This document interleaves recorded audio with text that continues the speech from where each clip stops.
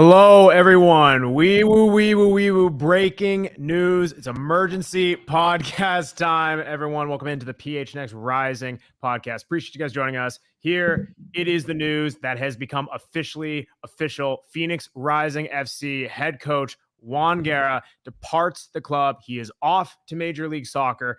There are a lot of things going on. It's a lot to digest, right? I know we've been putting it out there. This has been, in a way, worst kept secret and things going on, but right, it is officially official. We are here to break down, at least on a high level, kind of tell you guys our emotions, our thoughts, our feels in real time. Again, we are going to get a bit further into it on tonight's podcast, but for right now, it is official.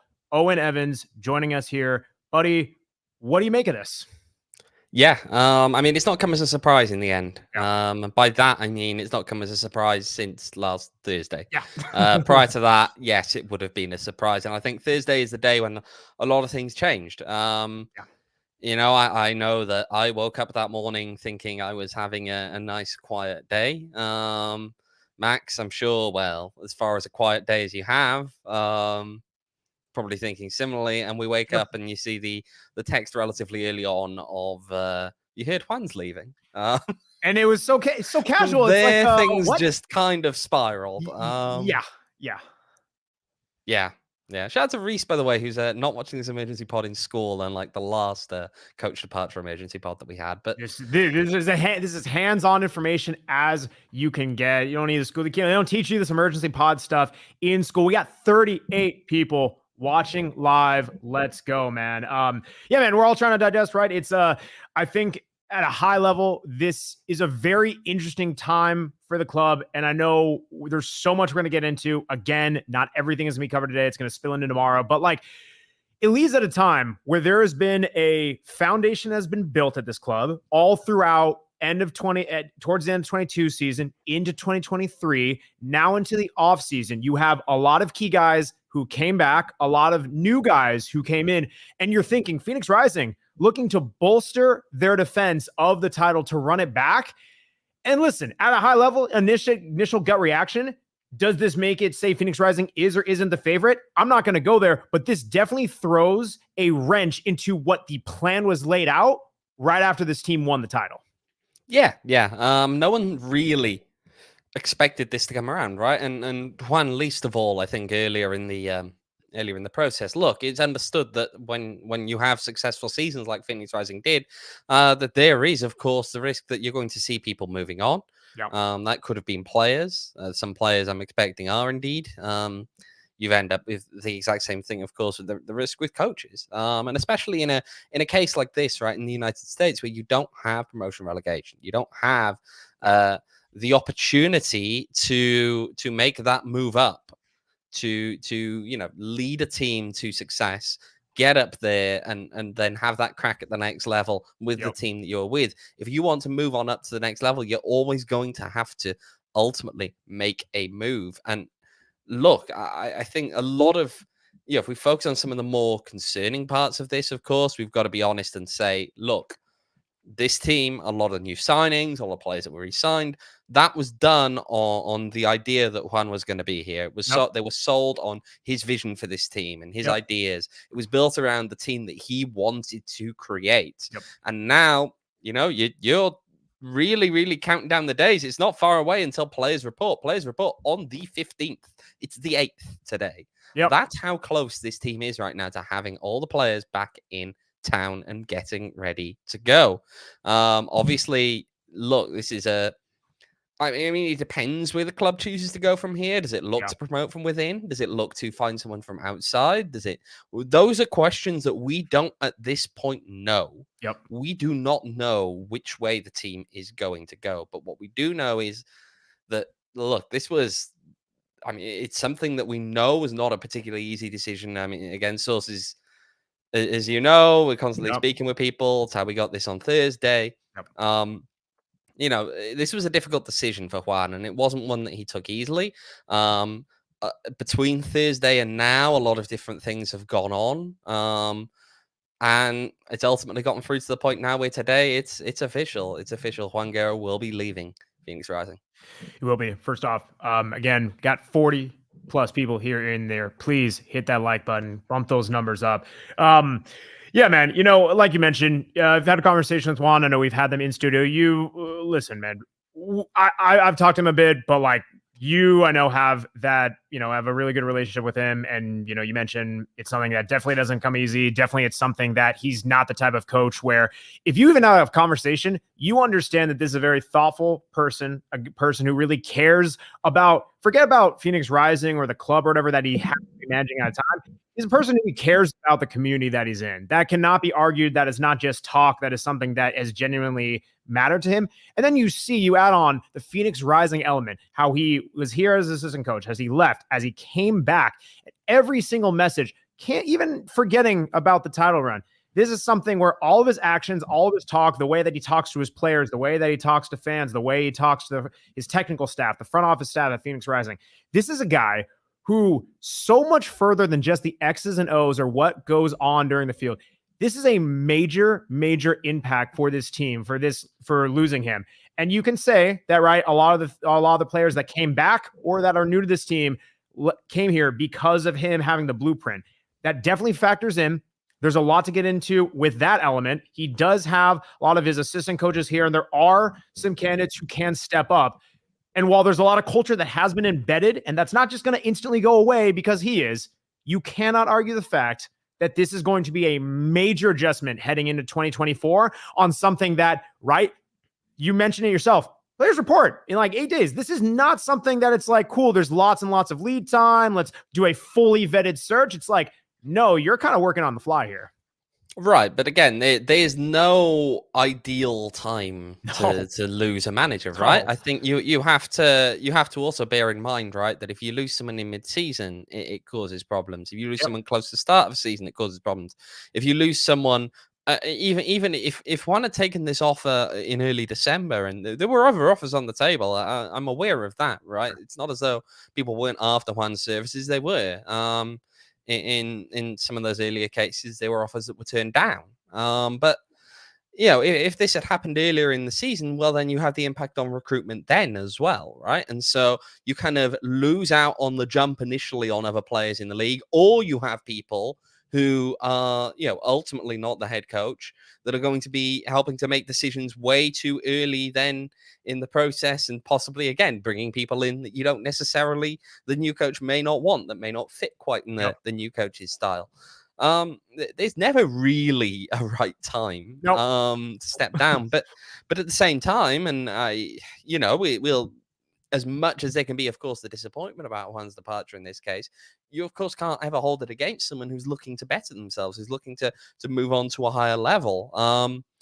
I will say the club has received compensation for this. Again, it was in the press release about the buyout clause and all of that. I know the team will be receiving money in exchange for the fact that Juan is making the jump up there. And, I don't think we've actually said it on the podcast, but we can say it, of course, that sources, of course, telling us that it's Houston Dynamo that he'll be going to, where he'll join as assistant coach under Ben Olsen. Yep. So, I mean, it's understandable why the kind of vision that the team up there have for it. Look, it actually brings me back a little bit. It brings me back a little bit to a podcast that we did with Juan in the studio, just over a year ago now. Yeah, man. When he came in and said, look, that he always keeps the bag right by his door. He always keeps the suitcase by the door to remind him that never know that, when, you never know. You never know. And this was always going to end one of two ways, wasn't it? It was going to either end with ultimately Juan Guerra being shown the door, or it's going to leave with him choosing ultimately to leave to better himself. And in this case, I mean, if can you really go out better than going out as a champion? I mean, that's the thing here, right? And we've seen that. I think the perfect example, to be honest, is Rick Shantz before him, in that someone who had a lot of success at this team, and eventually that success will dry up. It's kind of the old one, isn't it? About how you either die a hero or live long enough to see yourself become the villain. But that's what happens with coaches. It's true. That is right. The idea that you'll maintain success over a long period of time is hard.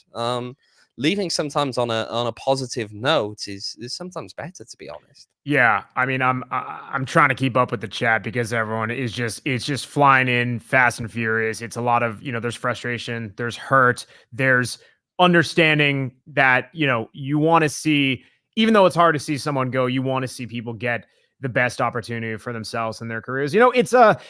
It's interesting, right? Juan Guerra leaves with a record of 20, 15, and 14 across all competitions, right? Winning record. A guy who, I think what makes it more impressive, and I think what's so deservedly so, he's not just a USL championship winning coach. It's the fact that he basically inherited an entirely new team. He made it in his own image, yes, but this will, again, we keep on going back to, we said it all throughout last season.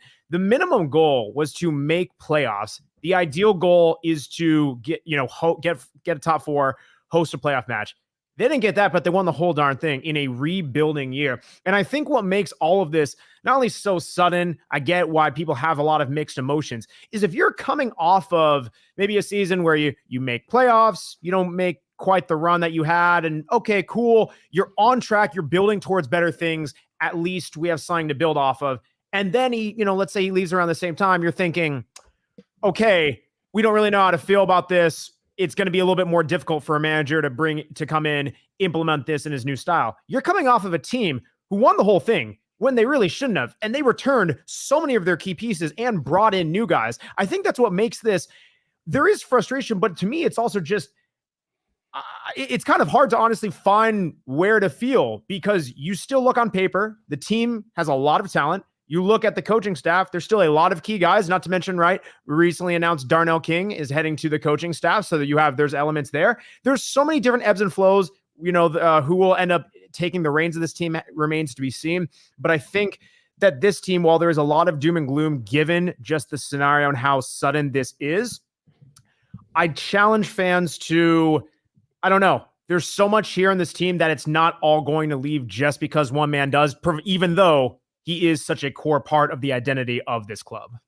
Although, I'll add this. I understand your point. I know we'll get onto this a lot more tomorrow, but a large part of that does rely on, and it's the importance of getting this decision on a new coach right. It's true. A lot of the pieces are there. The key thing here is that you are handing over a potential winning team over to a new head coach. Yep. But you can't make them win with that team. Nope. Necessarily. Nope. You have to know that there's an inherent risk, right, that comes every time you see a change, even with the same coaching staff. Of course. You can have that exact issue. And you can get stagnation. We've seen that before, It can happen. It can happen. We've seen that with, it happens. The issue that we've got here, I understand some of the comments in here, and we'll carry on with some of this. I know Craig is commenting there about how many players follow. Could be a huge bench shakeup. Of course, it's very understandable. Kieran with a mistake to be, an outside coach who'd want to change the tactics and build their own squad.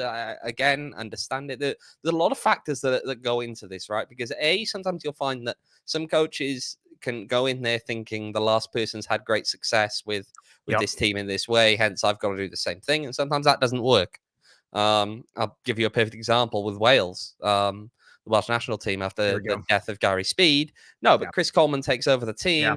He goes in saying, I'm going to try and do what Gary did, and it doesn't work. Yeah. It didn't work, and the team didn't turn around until he then started changing up things. Sure. So sometimes that works, sometimes it doesn't. You don't know. Alternatively, you've also got Craig's comment there on how many players follow. It's understandable. Again, a lot of these players were sold on a vision that Juan Guerra sold them. Him not being there is a definite, serious, big change in terms of the complete scenario that they're finding themselves in. We'll have to wait and see. Obviously, Rising has players who are probably borderline MLS. Yeah. The question is, do they want to follow? Does Juan want them to follow? We'll have to wait and see. That's not always clear. The key thing here, of course, is that for anyone who's under contract, there will, of course, be transfer fees presumably involved. So again, that's something that could ultimately come into play. And Look, I think overall, though, and this is really the question to me in terms of the importance on the next coach coming in. I think it's clear that yes, you've got the tactics side, you've got everything else side in terms of all of that and what we saw from this team last season. We saw the talent, we saw the fact that they had that game plan, that identity that they stuck to, Yep. which is something that a little bit different maybe from we've seen from Phoenix Rising in the past, but it goes beyond that, right? We all know the work that Juan did as a man manager. We Mm-hmm. know how well respected he was by his players. And just look, when you speak to Juan ever about this, he says, look, it's not just the fact that we won a championship. You know, the one of the biggest points of pride from the last season was just I mean, to quote now, the love, respect, and sense of belonging Yeah. in that group. And that's something that if you can find a new head coach that will foster that, be they from within, be it externally, that's going to be a critical piece. And I think that'll also be a critical piece in terms of which players want to stay, which ones want to go. There's a lot of things at play here. And we're going to see, I think, some very interesting things over the next week or two. Oh gosh, yeah, that's putting it lightly. No, man, I think the thing to keep in mind, and it is so much easier said than done, is whoever it is going to be the next head coach of this team, right? The new manager, whether it is someone internal, whether it is someone external, there has to be the notion that this is not the next Juan Guerra. That man, Juan Guerra, whether people did not agree with him or liked him in the beginning, whether people came around with him, which many did, and there's some that still didn't, right? What everyone's going to have their detractors, their fans, everything like that. The way that he approached community, the way that he approached the tactical side of things, you're not going to replace him like for like, just like any player, just like any massive personnel decision, which this is. You're not going to get someone who can just come in and replicate it. To your point, where you bring up the Wales example, you're not expecting that. And fans reasonably should not expect that, even if it is someone internal. Now, what I keep going back to is, can there be players that end up departing after this, whether it's following Juan's MLS or whether it's just departing outright? It's very possible. Okay, we will learn more, like you mentioned, over the coming weeks, but knowing that there are a lot of key contributors who have been held over from last year, key guys, not only from an on-field perspective, but also vocal guys in the locker room where we've seen their personality, where they know that they have big imprints on this team.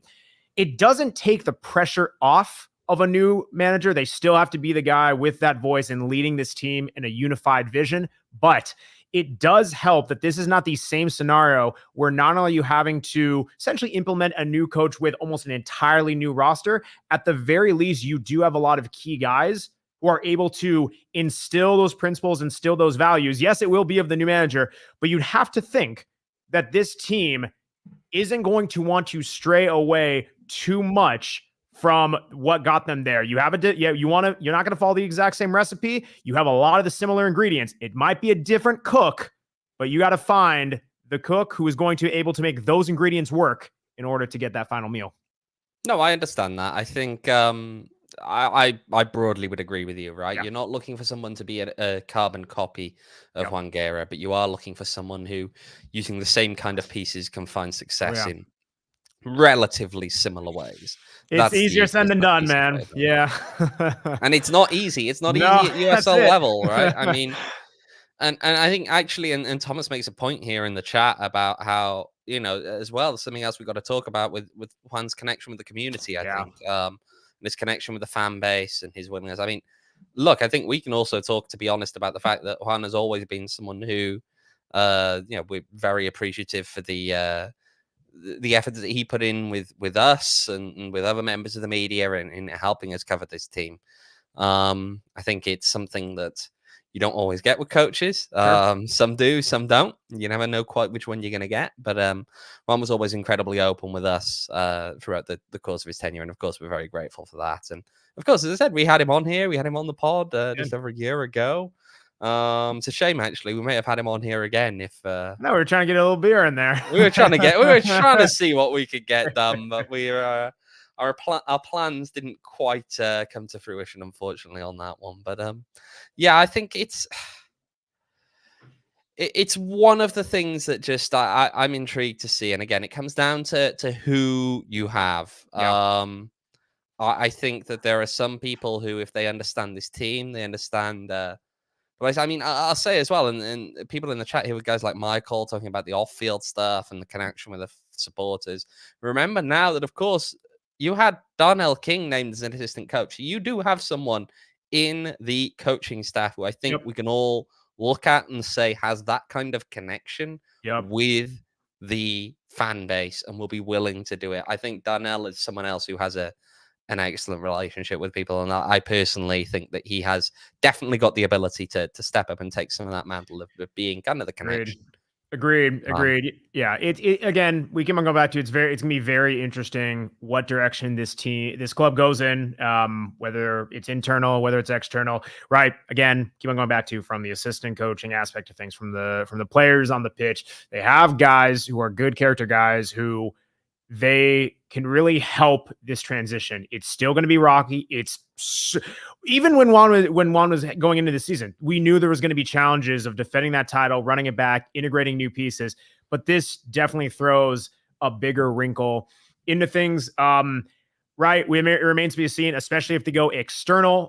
It will definitely be even more interesting of what roster looks like, what assistant coaches look like. You would have to imagine this late in the game that either way, there probably wouldn't be absolute full-scale, wholesale rebuild changes, tear down. But man, again, it waits to be seen. There is just a lot that we have to look forward to in the coming weeks. But I mean, the headline here, this is just a pivotal moment for this club. Really, I mean, less than 2 months after winning the whole thing, and it's not starting back from square one. We're definitely not going to say that, but it's something that it's a massive adjustment on the eve and away of the season, where regular season is less than 2 months away. So it's a lot, man. Yeah. I think it's one of those things that, coming off the momentum of last season and a title win, it feels like it puts a damper on the start of looking into a new season. Now, the question, of course, is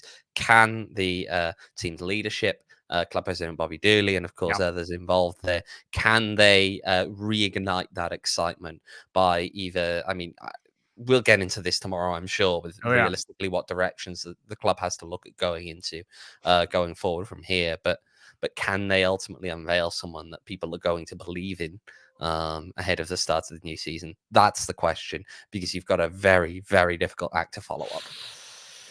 Yeah, man. Again, it's remains to be seen. A lot of things are going to happen. It's all very, very raw right now. It's tampering expectations. It's tampering. It's tampering what there's going to be a lot of speculation. There's going to be a lot of rush to judgment. And I want to say temper it, but in a way it's natural to feel what people are going to feel. It's natural to speculate what they're going to speculate, because this is just a lot happened. And whether you can infer it from the rumors, whether you saw them or not, whether you believe them or not, this is the reality. It is official. And Coach Juan Guerra is departing. Of course, you should have believed in them. They were coming from me. I know, but whether you want to accept them or not, whether you want to rationally accept it or not, of course, the informed insider, Mr. at OG Evans 18. Of course, we know. To Jake Anderson's comment, actually, just here, Mark Lowry just joined Real Monarchs as their head coach, so that's not happening. Luis Sejas, of course, is on the market. No head coaching experience, but be interesting to see, maybe as an assistant, maybe not. We'll see. There's a lot of things that could go on. But Mark Lowry is off the market at this point. I mean, he's literally just joined another team. So yes, Mr. Jake Anderson with the good intel. But yes, just not reporting. But it's definitely gonna be an interesting game we play over these coming weeks, over these coming days, everything like that. Like I said, man, we're gonna dive further into this somehow, some way tomorrow. We did want to make sure we bring you guys, the visceral feelings, emotions, the kind of, as we kind of talk through this all on this emergency podcast. Man, Owen, we can keep going on this, man, but I think you mentioned you got to take your grandparents to the airport. Is there anything else you want to dive into? I feel like we'll get into it tomorrow, won't we? Yeah, we will. There's a lot to unpack. Oh, goodness. Yeah, call us the movers. There is a lot to unpack. I appreciate everyone joining us here on an emergency podcast, a special edition of the PHNX Rising podcast. Again, if you is the first time joining us, either like in a while or if it's, the off season, whatever, we're doing our podcast tomorrow, 6 p.m., Tuesday, 6 p.m. That's where we're at, unless otherwise noted in the off season. Just join us. It's going to be a good time. We're going to break this down further. But again, guys, we had like 40 plus of you in the middle of the day. That's freaking awesome. Again, you can follow me, or excuse me, you can follow the show on Twitter at PHNX __ rising, because double the underscore. No, we're not saying it today. Double the scoops. Double the scoops. We'll go with that. Scoops, double the speculation, double the what the heck is going on. You can follow me on Twitter at Max David Simpson. You can follow Owen on Twitter at OJ Evans 18. Again, guys, tomorrow, Tuesday, 6 p.m. It's gonna be a whole thing. It's a beautiful game. It's really beautiful when doesn't happen like this, and we're kind of trying to figure out what to do in emergency podcast time. We'll see you guys tomorrow. Later. We all silly like the mayor.